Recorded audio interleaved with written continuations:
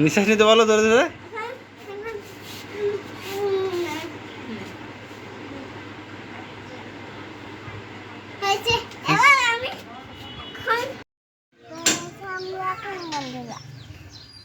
কোথায় যাচ্ছ তুমি এখন? কোন ফুপি বাড়ি? এদিকে তাকাও একটু। কোন ফুপি বাড়ি? ইমু বাড়ি। ইমু বাড়ি তোমার বড় ফুপি বাড়ি? তোমার ফুপির নাম কি? ভাইয়ের নাম কি? ভাইয়ের নাম স্বামীর ভাইয়ের বাড়ি। কে কে যাচ্ছ?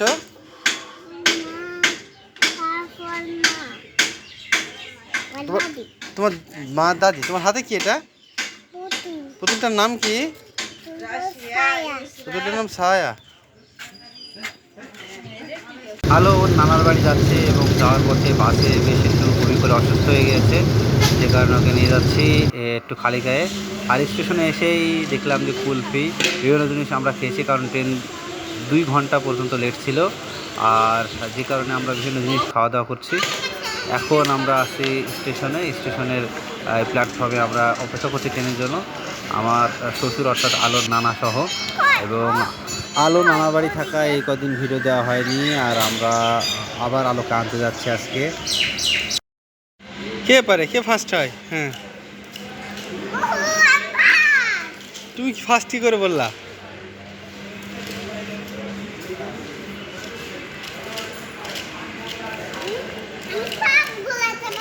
সব ঘুরাতে পারো? তাই মনে তো খালি গায়ে উঠে পড়লো আজকে।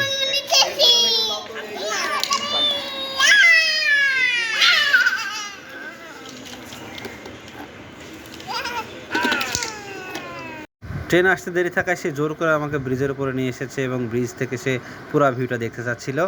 এদিকে তাকাও।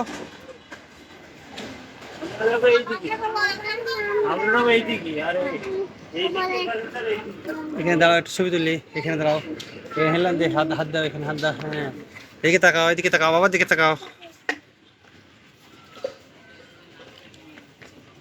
বাবার দিকে একটু তাকাও। এই তাকাও। হ্যাঁ ট্রেন আসবে, তাকাও বাবার দিকে তাকাও। চলো নামতে হবে, এসো চলো নামতে হবে। হ্যাঁ এদিকে আসো, চলো নামি, এসো আমরা নামি।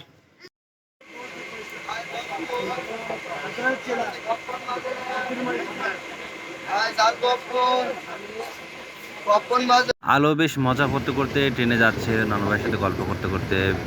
আর পুরো ট্রেন জার্নিটা আমাদের কেটেছে মোটামুটি একটু গরমে, কারণ প্রচুর গরম পড়ছিল, যে কারণে আলোকে খালি গায়ে রাখা হয়েছে। আর পাশে কিন্তু প্রচুর ধান ক্ষেত, রংপুরে দেখে যেতে কিন্তু খুব দারুণ একটা ভিউ পাওয়া যায়, বিশেষ করে ধানের সময়তে। আমার একটু মন খারাপ হচ্ছে, কারণ আলো এবং আলোর মাকে রেখে আসছি প্রায় 20-21 দিনের জন্য।